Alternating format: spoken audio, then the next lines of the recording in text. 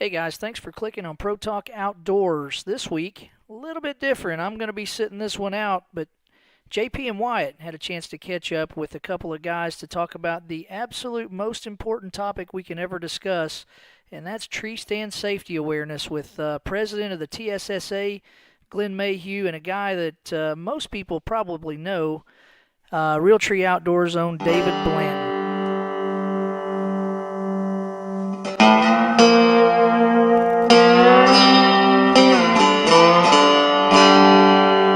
That's what I call pro talk. When you really don't know the answer, you just make it up.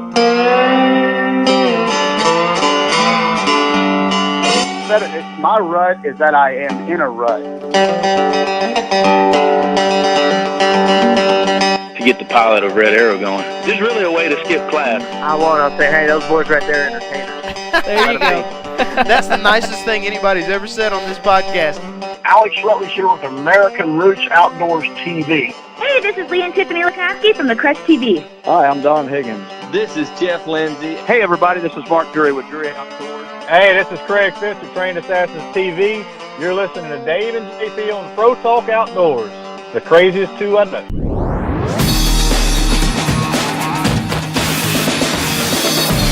Hey everybody, welcome back to Pro Talk Outdoors, and JP and Wyatt on here. And you guys probably, if you've been following the show much, haven't heard this combination before.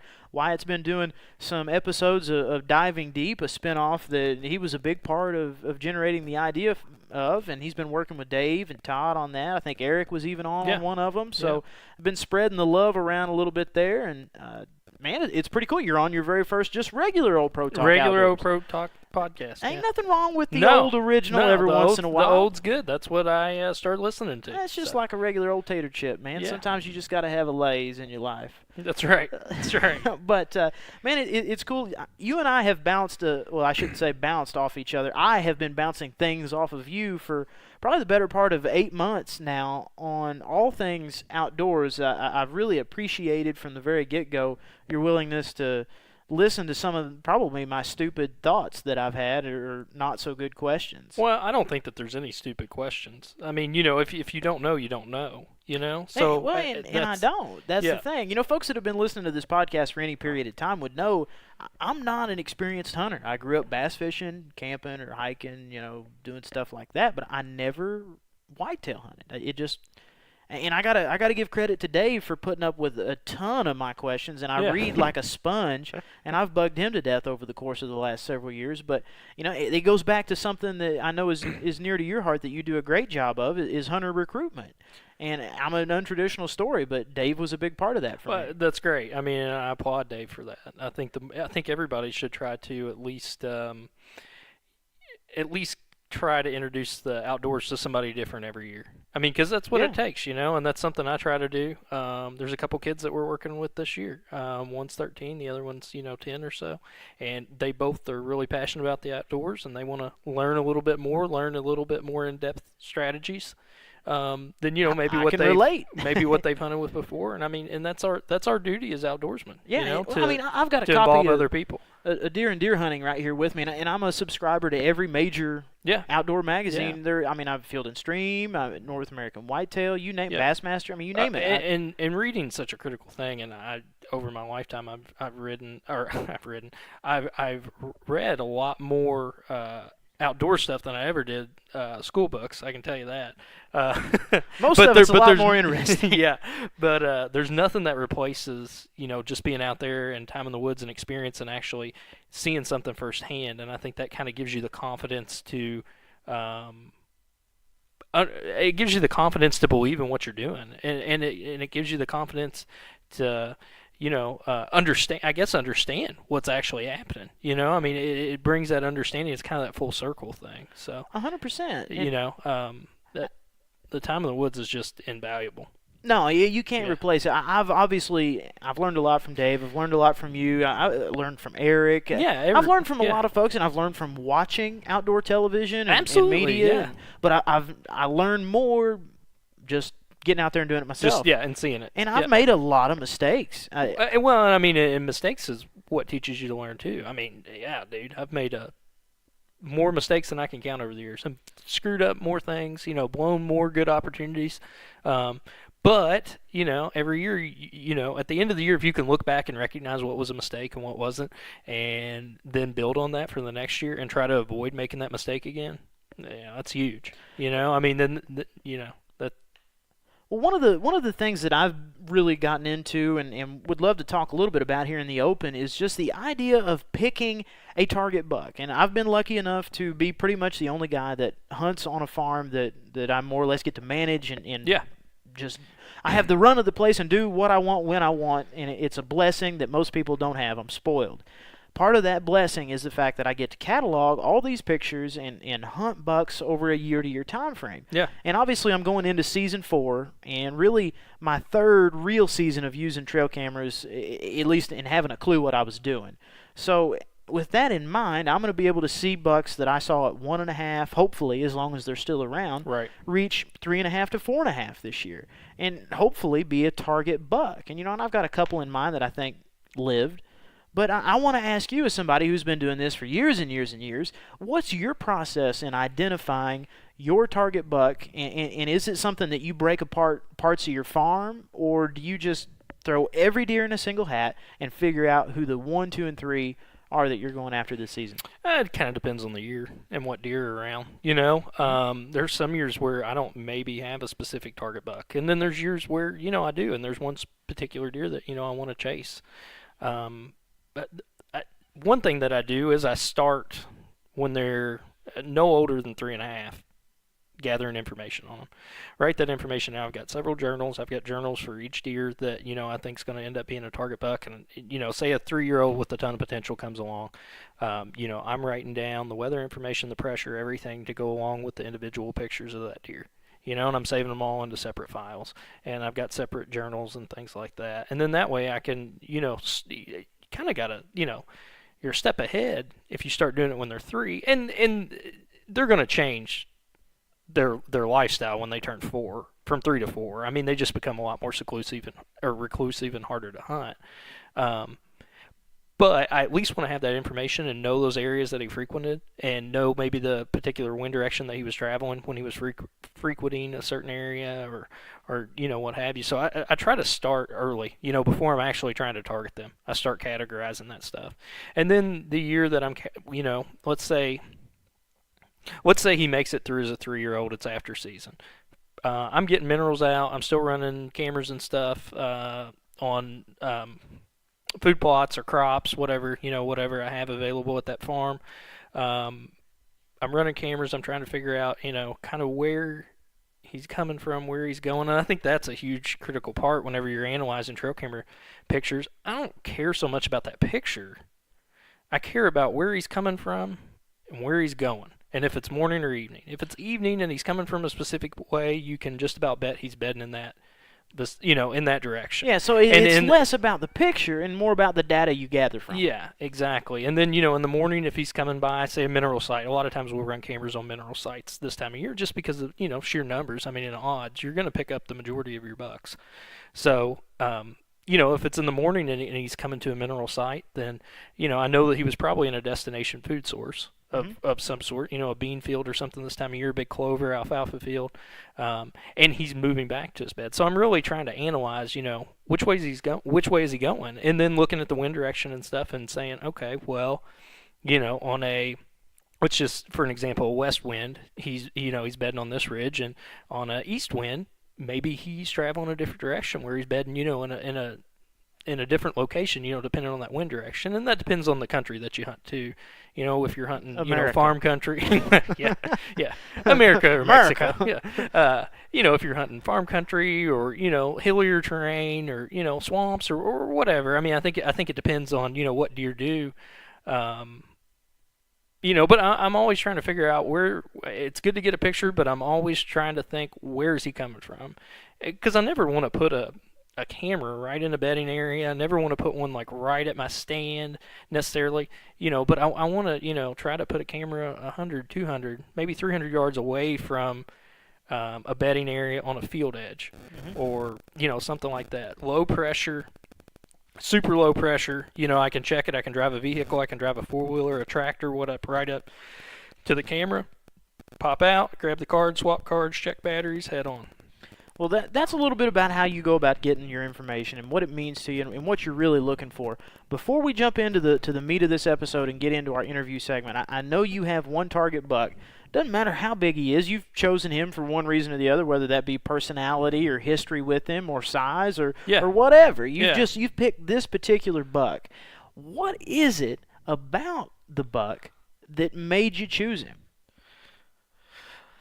Size aside, I mean, what is it that captivates you about one? Because obviously, people will look at a rack and choose a deer. What is it about? I think I think everybody over there on our farm. I mean, we're all after that deer, and I think we'll all be happy if anybody there gets it. It's all a group effort, and we do a good job of working together with things. He's a pretty good sized deer. Obviously, that's part of it. But the other part of it is he's probably the most wary deer we've ever hunted. And that appeals to you? It does. I think because of that challenge aspect of it. We know it's going to be really difficult. I mean, this deer's. I've never seen, especially a 3-year-old. Last year he was a 3-year-old. I've never seen a 3-year-old understand exactly, or see cameras, hear cameras, whatever he's doing, but he knows exactly where cameras are. And last year we all passed him a few times, but I mean there were certain instances where he was in that area and we wouldn't have pictures of him for 2, 3, 4 weeks at a time. You get one picture of him on one camera, and if you moved it 20 or 30, 50 yards, you pick him up again. He was just really wary. I mean, so there's that appeal.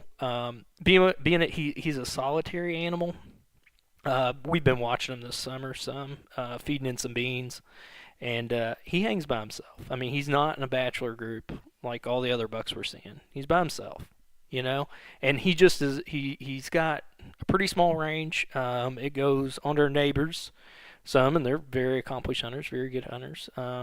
And I think that's probably a deer that they're interested in as well, if they, know that he's around and stuff, and we're all interested, in him, and it's just kind of that challenge. That's the fun part of this time of year for me. It's all fun, right? But to me, it's more and more captivating every year, especially the more I'm able to catalog establishing a target like that. And the reason behind it, some people want the most killable buck and make that their target. Well, I mean, and there's absolutely nothing wrong with that. Honest to God, he probably shouldn't be any of our target buck. There's another 4-year-old over there that's a complete and total bully that's got a pretty scrubby rack that we probably, honestly ought to hunt in all reality, but no one wants to use their one Indiana tag on him. Well, he's not. Yeah. Somebody will. There's a couple people that will, and that's going to be our goal. Earlier in the year, try to get him out to where he's not pushing off, some of the more docile deer. I want to add something though too. That might be my target deer, but if there's a few other deer that if I see, I mean, they might really quickly become my target deer as well. And a lot of that depends on how predictable this deer is once he sheds velvet and stuff. I mean, because that's just a major change. I mean, if it was summer right now, I'd say okay, yeah. I mean, if we started in Indiana, if we started hunting when Kentucky season starts, I'd say, well, I think we can make it happen, right? But acorn, we should have a good acorn crop. I've seen a lot of acorns this year on trees, out working fields and stuff like that. Last year we didn't have much of an acorn crop. That really centered all our deer around the cornfields and bean fields, agriculture, our food plots. This year they're going to be a little bit more spread out because of the mass crop. And, that's kind of an extra challenge too, And so, you could dive deep on what we've just already talked about just in no this doubt. short few minutes. Yeah. I don't want to get too far away from where we're going to end up heading, but it's all these things that we get excited about. It's all different phases, and to give credit to the Drurys, they mentioned different phases of the whitetail season. To me, it's a 365-day a year thing, and I mentally now go through different phases depending on the month or 6 weeks or 2-month frame, and just what do I need to get done to get myself ready in the fall. And what we're about to talk about in the next segment is just as important as all those things. More important. More important. And more people important. don't give it the credit it deserves. No. It's as simple as clicking on your seatbelt when you get into the car, and equally as important And it's almost the same thing. It's tree stand safety, and I don't mean just, being careful when you go up the ladder. It's being attached to the tree. Falls can happen. I read an article in this edition of Deer and Deer Hunting that was just absolutely chilling about a guy who went out in the woods by himself to move a stand like I've done a dozen times, because typically I'm doing that by myself. I don't expect somebody to come out and help me. Right. And, and you can't work around other people's schedules, so I go out and I just do it. It's hard. To me, moving a tree stand is incredibly difficult, and it's even more difficult to do it safely. This guy, unfortunately, had a fall, and it's changed his life. Luckily, he survived, but, there's people who are never the same after that kind of thing. So I think we want to dedicate the center part of this episode to talking to a couple guys who know a lot about this kind of thing and are making a huge push, not only in social media, but in outdoor media and just word of mouth to get people safe. We're going to bring on Glen Mayhew, president of the TSSA, the Tree Stand Safety Awareness Foundation, as well as one of his board members, a guy you may know, David Blanton of Realtree Outdoors. Hang with us, guys. We'll be back. You're listening to Pro Talk Outdoors. Hey, guys, one of the most common questions that we get asked on a daily basis through Messenger or email is, what do I plant and when do I plant it? Is it too late for a food plot? Well, as you're listening to this right now, most likely it is not too late to get your fall food plots out. Real World Wildlife Products has a great variety of things that you can still plant and have some success with. Whether it be oats, you can get a fall planting in of clover and chicory, go with the Deadly Dozen or the Plot Topper, whitetail, harvest salad. There's plenty of things you can plant and be successful with. And really September 1st is around that target date. So if you're wondering where you can get that seed, go to realworldwildlifeproducts.com, click on the dealer tab locator, and you can find out where you can buy some seed near you. And speaking of private messages, our partners up at Nose Jammer would like to support us and give away another 4-pack of scent. The spray away scent. It's got the laundry detergent in there, some soap, some wipes. We'd like to give some of those away again this week. For the I won't say the first person, but send us a private message to the Pro Talk Outdoors page on Facebook, and we'll enter you into a chance to win a pack of Nose Jammer. So let's get on with the show. Hey everybody, welcome back to Pro Talk Outdoors. JP and Wyatt Rivers on this episode, and we had a good little fun talk in the open just about how you choose your target buck. But we're going to transition in the second half of this episode and talk about something that I think is really important. I'm sure you do as well, and I know everybody has one thing that they'll go back to the house to get if they head to the woods and know that they've forgotten. And for me, it's my harness. So without further ado, I think that transitions us kind of into this topic and let everybody know that we've got Glen Mayhew of the TSSA, president of the TSSA, on with us, as well as a board member that I know you guys have heard of if you've watched any kind of outdoor television, Mr. David Blanton. So, fellas, thank you so much for coming on the show, and I know this is something near and dear to your hearts as well. It's an honor to be here with you guys. Yes, it's an honor to be here with y'all. It's an honor to be here with Glenn, who's the president of Tree Stand Safety Awareness Organization, and so I'm really looking forward to our program today. Well, fellas, we are as well, and I know I've had Glenn on the show before. I think it's been almost 2 years since he came on and chatted with us, and a whole lot has changed for you guys in that amount of time. So I think I'd like to open up the conversation with first off, let's get a refresher about exactly what the TSSA is for any of our listeners that may not already know. Glenn? Yeah, JP, Tree Stand Safety Awareness Foundation has a sole focus, and that's making sure that everybody comes home safely that uses a tree stand. So our mission is to reduce the number of tree stand incidents through education, promotion, and awareness. Yeah, and it's an incredibly noble cause, and it really seems like you guys have gained a lot of traction over the last couple of years. And I know you and I we chatted for just a couple minutes on the phone today, and you had a lot of numbers indicating that the trend isn't reserved to just the last 2 years. It's almost the last 7 or 8, right, that tree stand safety has been more at the forefront.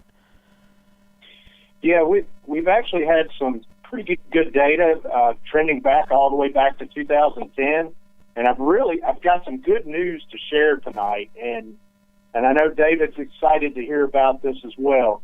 You know, our goal is to have those numbers trending down. We want to see more hunters out there, number one, and number two, we want to see more people coming home safe. We want everybody coming home safe to their family and friends. And so, yeah, to really kick things off on a positive note, when I looked at the data this year, looking at the number of licensed hunters nationally and looked at the number of estimated falls that are happening on a national level, the great news is this: we're trending downward. In fact, if you look at the numbers going back to 2010 up to this year, 2017, we've seen over a 20% decline in the number of incidents that are happening, and yet we're seeing a 7% increase in the number of hunters out there. So we're headed in the right direction. We're getting more people out in the woods, and better yet, we're seeing fewer people that are falling. And that we've got a ways to go, but we're headed in the right direction. And it takes engagement, like with the TV personalities and people like David Blanton engaging with Pro Talk Outdoors and all the other entities out there to help make this happen as an industry. Man, it was almost like you read a script for me right there, because that's the exact transition that I wanted to make, is tying it into folks that are a household presence and a household name. And David, that's you 100%. If I could name off the first three personalities I ever saw on outdoor television, you're up there with Roland Martin and Bill Dance. And then it was your name. I mean, just people that you see out on television, in media. You've got a presence everywhere. And I think the most resounding thing to me is you're a consistent voice, and you're somebody who's always a positive, upbeat person that I find very relatable. So, I thank you, first off, for being a part of this kind of push. And number two, I mean, how did you get involved in this in the first place? And did you ever think that something like this would rise in the hunting community? Well, I was so fortunate and blessed to, I'm sorry, guys, to just be involved in the hunting community. When I was in college, I worked at a hunting plantation in Georgia and was the manager of that. When I graduated, I opened up a sporting goods store not long after that, and I started selling Realtree in 1987, the year after Bill came out with Realtree, and I was one of his first dealers. And I living close to Bill in Columbus, Georgia. I live in LaGrange, Georgia. I met Bill, and we just hit it off. We started hunting together, and Bill was such a visionary that he realized that for Realtree to be a success, he needed to have a national hunting show on television. And like you mentioned, Roland Martin and Bill Dance, well, those guys, they became famous on TNN, the national network. And so that was the only place you could watch a national hunting or fishing show. And so Bill talked to me about going to work for him, and I did almost 29 years ago, and never had any idea that my career would last this long, that Realtree would be the success that it is, that our TV show would still be rocking, and it's just been a blessing. It truly has been a blessing, one that I absolutely know that God's hand is all over this direction on my career, and I'm just truly blessed to be a part of it. Well, it is. It's a testament to longevity, no doubt. One thing that Wyatt here I think is very good at is hunter recruitment. And that's something that has been in the conversation a lot for our group, but I mean, I've heard it more and more over the last several years. So to me, it feels important that the more household names that get involved with essentially recruiting hunters to practice good safety, it feels like a good way to market that idea and to pitch it to the public. So I want to, and either one of you guys can answer this question, but I wanted to ask it of the both of you. What is the 5-year plan to keep more hunters safe? I mean, is it to expand further into the podcast realm and get the word out there, or is it internet advertisement? I mean, what's the next step to take that 20% reduction and make it 40 or 50? Yeah, that's a great question, and we've talked about that. Our board is engaged quite a bit about that, and we really have a multifaceted approach, because I don't think there's a one or a magic bullet that will do it all. So yes, we've got to be on social media. Yes, we've got to be out there on radio shows and podcasts like yourself. Yes, we've got to have the names that everybody is familiar with out there on the broadcast, like David. Yes, we've got to engage the industry side of things, such as Realtree, Hunter Safety Systems, Summit, all those different bodies like that.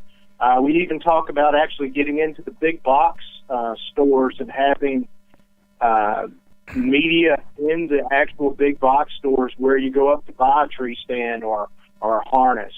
So there's not one single way.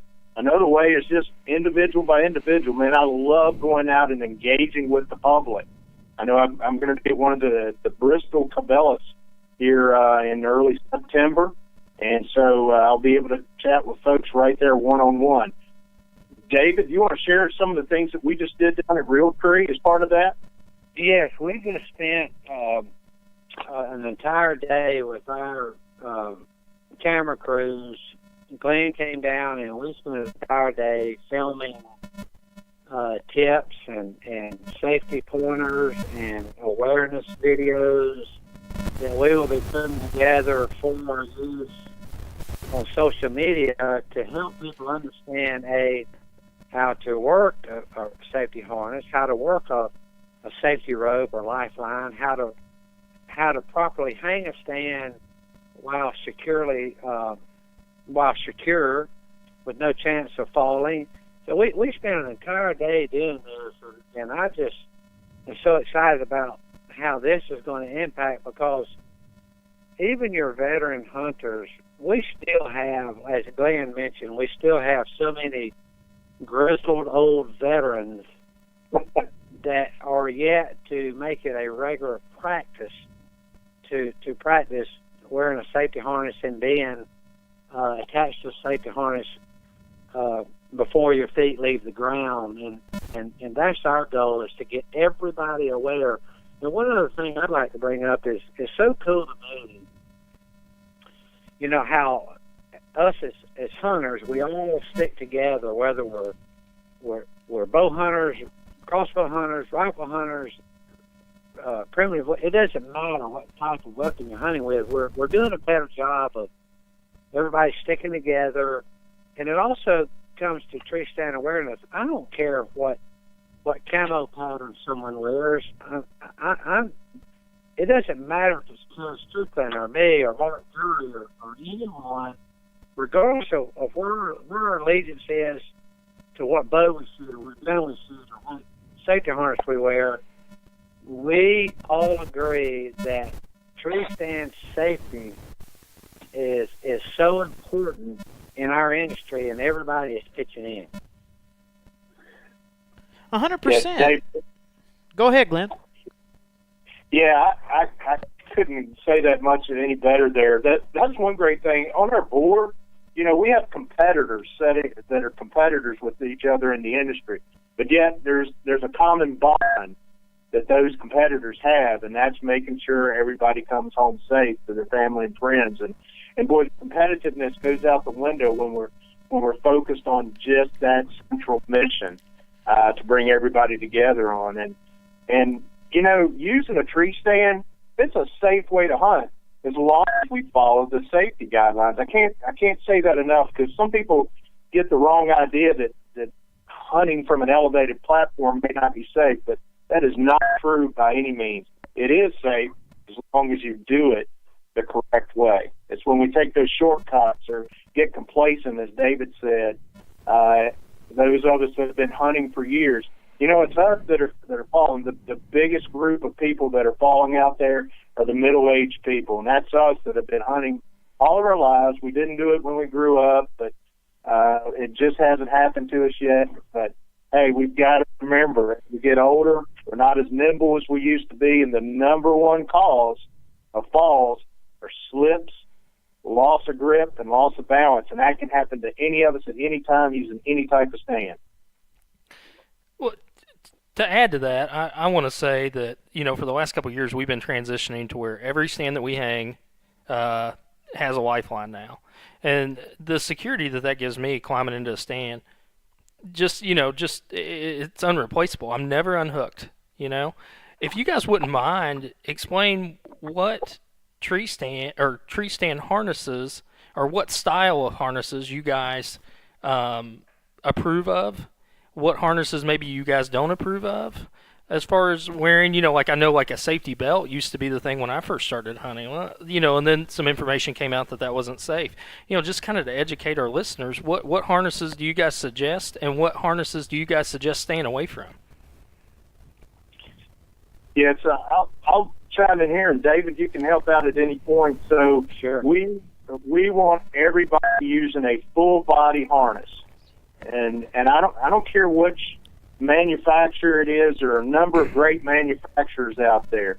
We want you using a full body harness. In fact, when you buy a new tree stand that is made to the standards recognized by the Tree Stand Manufacturers Association, it includes a full body harness in that stand. That's a requirement.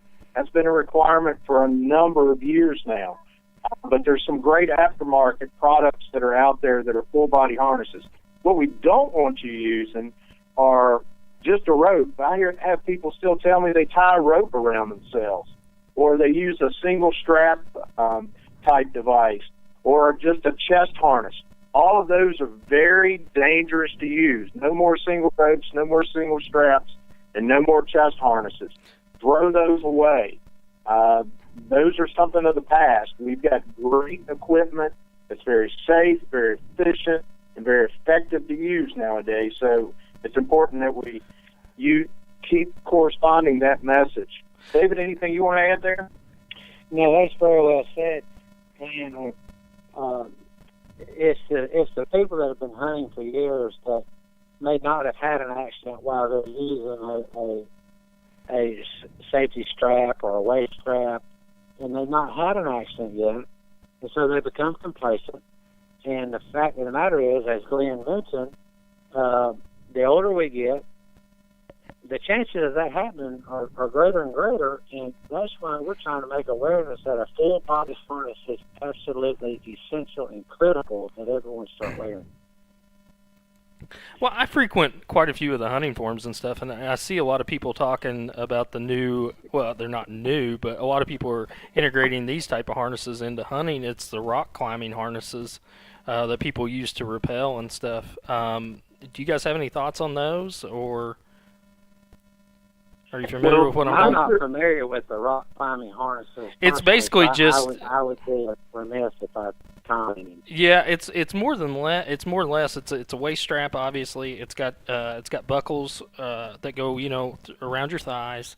You hook up in the front, and I think the idea of it is if you fall, it's supposed to set you down facing the tree.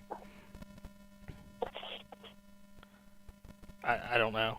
And then so the other thing with a lot of the rock climbing or the rappelling harnesses, those have a front attachment. The rope is actually attached via around your waist, at the front, Yeah, it's an 8. You use an 8 carabiner there on the front, and that would not be good to use in hunting just because of that front attachment. That's going to interfere with shooting a gun or shooting a bow or anything. So, full body harness is the way to go. Okay.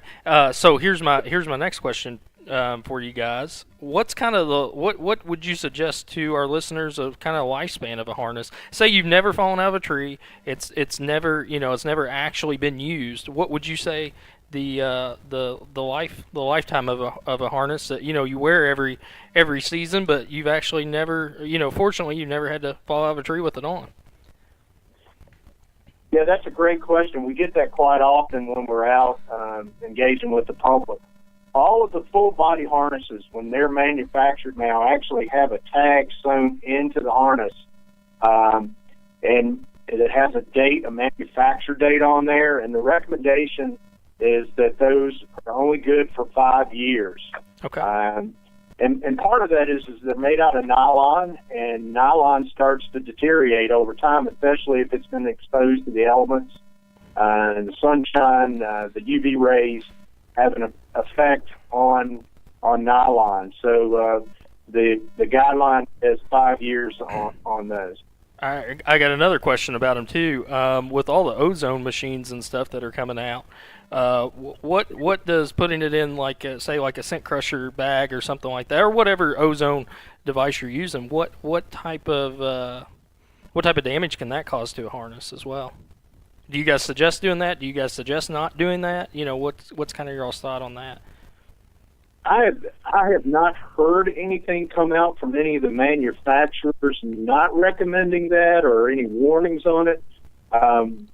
So I'm not fully aware of anything. David, have you heard anything from any of the manufacturers? No, I have not. That's the first I've heard of that. So I'm not saying that that's a fact by any means. I just know the damage that it can do to like some elastic and stuff like that, the ozone generating machines, and I didn't know what type of damage that may or may not do to a harness. So that's why I wanted to ask you guys. But I have not heard that you're not supposed to put it in one. I was just curious if you guys had a thought on that. Yeah, that's a great question. Though we'll take that back to the manufacturers and get that piece of information, though. But I'm not aware of any warnings that I've seen come out. But that again doesn't mean there hasn't been something either. So, but I'm not aware of anything at this personally. Great.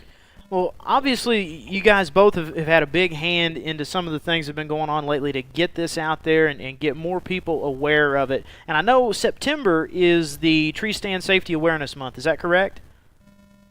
Yes, absolutely. Okay, so what kind of things can people pay attention to between, now, which is basically almost early August, and going into September, through the month of September, to maybe get themselves more aware if they listen to this podcast and want to know more, or if, just in general, how can they soak up that month and get the most information possible? Yes, we're going to be doing a lot of social media presence in September. We're doing a lot of giveaways. We'll have a lot of information. David mentioned the video content we shot down there. Realtree will be using a lot of that during September and on into the fall. I know Hunter Safety System, as well as some of our other sponsors, such as Summit, they reach out to their pro staff and ask them to do selfie videos promoting Treestand Safety Awareness Month. So you're going to see a lot of things going on, and David played a part in this, and I am super excited to announce this as well. We just put out a press release this past week. We've engaged with Whitetails Unlimited, and I know everybody's heard of Whitetails Unlimited. They're over 100,000 strong nationwide, and we're going to be as part of that engagement, we're going to be doing a couple things with them. We have sent them our infographics, which is the ABCs of Treestand Safety, which we can talk more about in a few minutes, and they're going to be distributing those to their 475 banquets that they have around the country this fall. They'll be giving it out to the members present. And then the other thing that we're going to be doing is we're going to be working with them. They put out their journal periodically, and we're going to be writing some articles with them on Treestand Safety to go in their journal to help raise awareness as well across all their membership. And again, I can't thank David enough for helping play a role in helping making that connection. Well, and our good friend, and everybody knows T-Bone, the bone collector and Realtree. T-Bone was also essential in that, working with Glenn and securing that partnership with Whitetails Unlimited. So that deal is going to be just another great avenue for us to educate the hunters. Absolutely. We all think about wanting to get out there, but we don't always think about, what steps we need to take to make sure that we get home. So that's the education. Well, I'm glad you brought that up, and I had some notes printed out before we did this kind of episode, and you touched on all the statistics really that I wanted to hit. I mean, I know the fall by hunting method is more just a product of how many guys are in the woods at a particular part of the season, but I think what's really important is the one you mentioned a moment ago, which is the building blocks of tree stand safety, and I love that you guys have broken it into an acronym, ABC. So for the folks that have, kind of any reservation or don't really quite understand the right way to do this, break it down for them. What are the ABC building blocks of tree stand safety? All right, I'll hit A, and David, you want to hit B, and we'll take it from there. So you're so good at that, Glenn. I mean, you're so good at this. You teach me every day on that. I mean, he's taught me everything with this ABC. Fantastic. Hey, David's taught me a lot about the filming industry down there the other week. So, but anyway, yeah, the ABCs of tree stand safety. That's our safety pledge out there. And A stands for always remove and inspect your stands. We as hunters have got to do a better job of not leaving our stands in the woods year after year after year. They're not designed to be left out there year after year after year. Especially those nylon straps that I mentioned.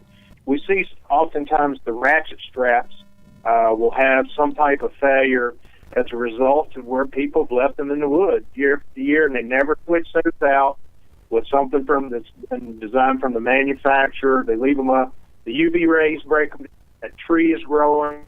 Then a squirrel comes along and chews on it a little bit. Then you step onto that stand the next time, and it's dark, and you couldn't see that it's deteriorated. And the next thing you know, you're on the ground, and something bad has happened. So take your stands down, go out and inspect them, and get the replacement parts you need from your manufacturer. Take care of them. Think about it. Your life depends on that. So spending a few minutes doing that could save your life. And we know that over a third of the falls that happen, if people would have inspected their stands, would probably have prevented over a third of the falls that actually happen. Wow, that's major. And I'll add this on that. It also applies to even stands that people may have up that are attached around a tree with a chain of some sort. You still need to take those in after season and get them out of the elements. And here's another reason why. When you leave stands of any type up year-round, there's a really good chance that wasps or hornets or yellow jackets are going to build a nest in part of that stand or seat or some of the tubing during the off season, and you don't want to be attached to going up into your tree stand, even attached, and step on that stand and awaken a whole nest of wasps. So I'm with Glenn. It always pays off at the end of the season. Take your stands inside and in a safe, secure place, and then rehang them the following year. All right. What about letter B? What we got for that? All right. Letter B stands for buckle on that full body harness every single time. Don't leave home without it. I think you mentioned there at the beginning, if you do leave home without it, you forget it. Guess what? Hunt on the ground that day. Don't climb to that tree. It only takes that one time not having it on, and that's when the incident happens. I've heard countless times people said, I've worn my harness religiously, and that one time I forgot it, left it at home, and I climbed up into the tree, and something happened. So you've got to buckle on that full body harness every single time. 86% of the people that fall don't have on a harness. And those that do have on the harness aren't connected. Mm-hmm. What about C? Yeah, C stands for connect. We really promote staying connected before your feet ever leave the ground. Being connected to either one of the rope safety lines, or if you're installing a stand or taking a stand down to do your preventative maintenance, then use your lineman's belt. That way you're always connected to that tree if something were to happen. And also, C stands chance for stay connected 100% of the time. Well, that's easy enough, man. A, B, and C. And Glenn, I got to thank you so much for all the stuff you've been doing with this, and I know you came on a couple years ago, and things are just picking up and building momentum from there. And if anybody has any questions, I know they can get a hold of you on social media. You're very active. You're always responsive. And they've always got treestandsafetyawareness.org to check all that out. So, Glenn, thank you so much for all of your efforts. And David, too. And before we let you guys go, I would be remiss if I didn't ask David a quick question about some things we can see this fall on Realtree Outdoors. Oh yeah, absolutely. Well, all the new hunting shows. Ours started up the 1st of July, and we've got some real exciting elk hunts that are going to be airing. As a matter of fact, one very special episode that will be airing on Realtree Outdoors on Outdoor Channel next week is an episode we did with Jim Kelly, the Hall of Fame quarterback, who, as everyone knows, has had 3 very public battles with cancer, and he just recently won an ESPY award on ESPN, the Jimmy V Perseverance Award. Well, Jim was with us in Montana last year, bow hunting the Milk River, and it is just an amazing episode to listen to Jim, to watch how positive he conducts himself. He's just so positive about everything. His faith in God is so deep, in spite of his continued battles in life. And this is going to be a very special episode that will air next week. And then we've got, of course, our bread and butter is just whitetails all over the country, whether it's the Midwest or Texas. And in this time of year, it's not true. A lot of people think if it's not hunting season, what do y'all do? I mean, you don't have anything to do if it's not hunting season. We're actually very busy right now editing the shows. But what I do a lot of is setting up the hunts for the coming fall for Bill, Tyler, myself, Michael, Nick, and T-Pong for road trips. So we've got some fantastic hunts scheduled for this fall, some additional elk hunts, some new places we're going to be deer hunting this year. We've never deer hunted, like Tennessee. Bill's going on a whitetail hunt in Colorado with a bow and arrow this year. I've got a Montana elk tag. I've never hunted elk in Montana, so we're always trying to expand and do things, some different things. Well, I do have to admire the ingenuity. You guys absolutely cover a lot of bases, so we'll be paying attention to all the outdoor programming and catch as much of that as we possibly can. And David, I got to ask one more question before we let you go. Yeah, absolutely. How many times a day or a week does somebody ask you about the David Blanton episode? I knew that was coming. I knew that's where you were going, because you can't believe how many times people walk up to me and say, David Blanton. I've done it to you twice myself at the ATA show. I've done it myself to you twice. You could be called worse things.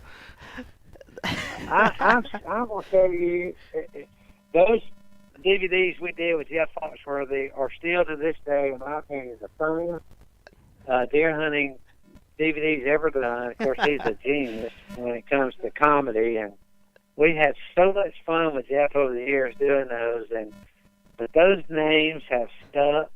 Matter of fact, around the office, there are people in our office that to this day call me Daryl, and we don't even laugh. I mean, we don't even think about it. They call me Daryl.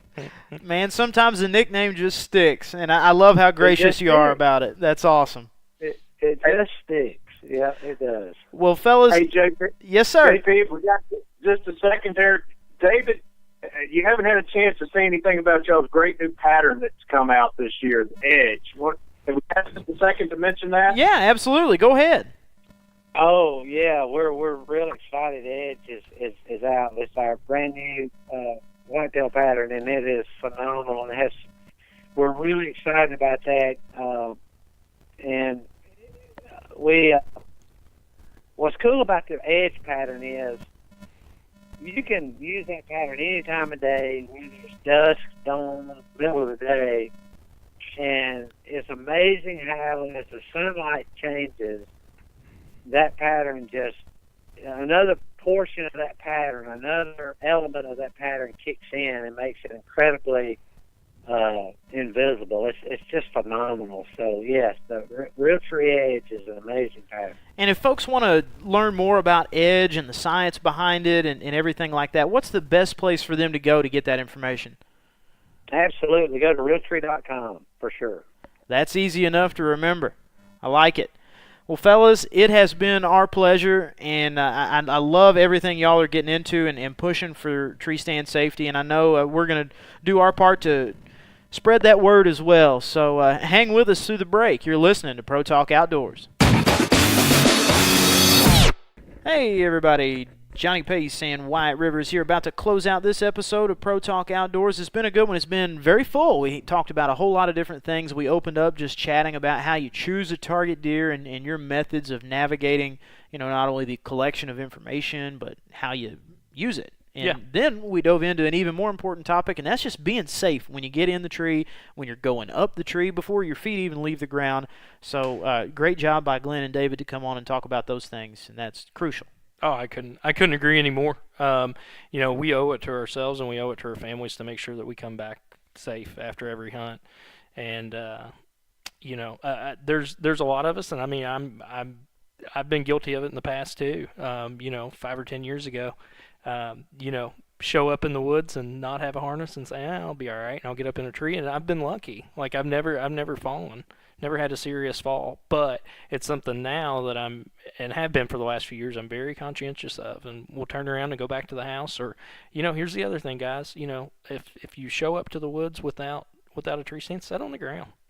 Yep. I mean, weirder stuff's happened. You can kill deer off the ground. Well, think about how many days you walk in the woods and don't have success by whatever standards you have. I mean, if you think that's a day that's going to make you have no success, well, then so be it. You have dozens of those every season when you step out there. It's not worth. They're deer, turkey.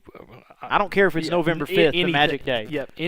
There's nothing worth risking our lives for, as far as that goes. And kudos to David and Glenn for really stepping up, and all the other board members. Really stepping up and making us all aware of that, because I think it's a really easy thing to forget about. I think it's really easy to think that we're invincible and nothing will happen to us, and it only takes one time. Well, folks, that's all we've got for today. Keep tabs on www.protalkoutdoors.com. Follow us on Facebook, Instagram, even a little bit of Twitter thrown in there. We're not as active on Twitter as we probably should be, but Twitter's for the birds, so they say. But until next time, hook 'em or hunt 'em. Pro Talk Outdoors.